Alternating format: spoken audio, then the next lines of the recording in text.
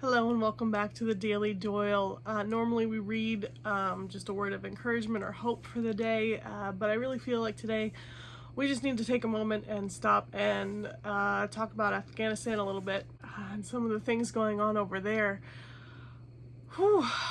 If you're anything like me, I try to pay attention to what's going on in the world, but really, I'm not on top of my game as far as, understanding and, even political stuff. I try to kind of pay attention to what's going on, but, I started seeing these, images and stories coming out of Afghanistan. I'm like, what the heck is going on?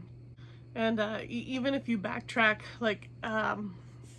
if you ask anyone, where were you on September 11th, 2001, when the planes hit the World Trade Center? Everyone knows, where they were. And I remember I was a freshman in college, and it was officially announced to us. I was in one of my music classes. I think they canceled classes the rest of the day, and we were all in a dorm room. A bunch of us from our floor were gathered around, watching, the news on the TV. And I'm almost ashamed to admit, I had no idea what the World Trade Center was. I had never been to New York. It wasn't a landmark that I was familiar with. I'm like, I don't know what's going on. But sure enough, in the coming days, I learned vastly a lot more. So again, as I started to see these stories coming out of Afghanistan, I'm like, okay, we need to figure out what's going on. Why is this happening? Of course there's news stories all over the place. My brother-in-law, my sister's husband, was actually military, and he was stationed in Afghanistan a couple years ago. So I texted my sister. I'm like, okay, tell me what's happening, because I didn't really understand at that point. And she said, we went over there to protect the citizens from the Taliban, as well as supply them with U.S. weapons to defend themselves, as well as teach them to use them. The U.S. started pulling out the troops, and now they have been completely taken over by the Taliban. It's bad, really bad. Especially for Christians, they don't stand a fighting chance. And my brother-in-law had actually gotten an email from the VA last night, basically saying, we know you feel it was all for nothing, but don't kill yourself. And as I was looking online this morning, kind of seeing the same thing from military service members, the grief that they are just feeling right now. So after September 11th, the U.S.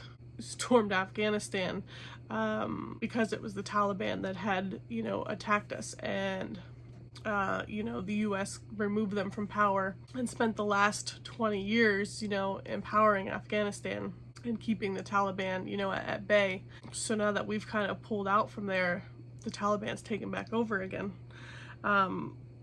So she said the Taliban now has all of the U.S. weapons. So all of the weapons that our country gave to Afghanistan, the Taliban now has. They are now stronger than they have ever been. Afghanistan has the second largest underground church in the world, and the Taliban has already sent out letters to all of them stating, we know who you are and we are coming for you, talking about the Christians. And that is true, as we see, there's a lot of people over there, and, including missionaries and Americans, saying that same thing, they don't stand a chance. So a lot of the main images that have been circulating, are from the airport. The U.S. had planes, trying to get as many people out of there as they could. So there's a photo that shows a plane just jam-packed, full of people. It shows the crowds of people at the airport just trying to get on these planes. There's people climbing onto the side of the planes as it's taking off. There's even a video, which I'm not going to show, but as the plane takes off, it gets up a good distance and you can see someone falling off the side of it. It's just heartbreaking. So I'm just going to share a couple things that I had found online.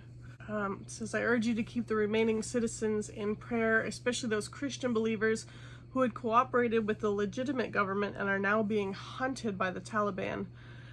They said, we have 22 people in the underground in Afghanistan. We are in contact with all of them, and they are in great danger, and all of them expect to be killed. We are looking at every option to rescue, but the Taliban controls all the exits. We spoke with one, and he said the Taliban was going door to door and did not expect to be alive tomorrow. Please have your people pray. The situation is tragic. And then I saw this prayer that was shared, and this really like matches with where my heart's at.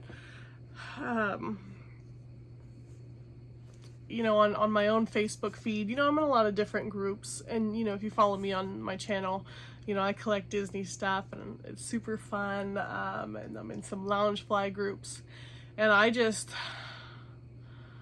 today I'm just feeling like I just want to leave all of those groups, and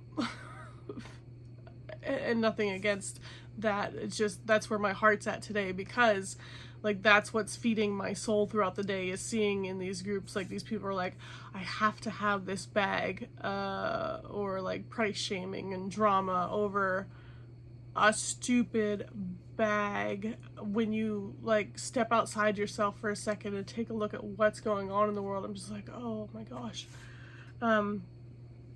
So this post says, I can't even imagine what Christians in Afghanistan are facing. They are literally facing torture and death for believing in Jesus, for going to church, for preaching the gospel.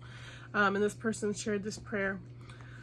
Father, forgive me for taking for granted my entitled life of comfort. Nothing I've ever faced has compared to what these believers now face. Forgive me for sinning when I've not gone to church, and for taking for granted that I can, when believers are literally risking being killed for going to church. Forgive me for whining about such silly, pointless things, for fruitless drama and immature debates. Forgive me for feeling persecuted just because someone doesn't agree with me and voices it.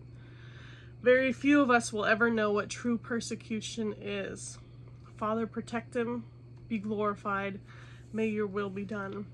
So like I said, if you're anything like me and, you know, isn't really always on top of what's going on in the world, you know, take some time today, you know, whatever your trusted news source is,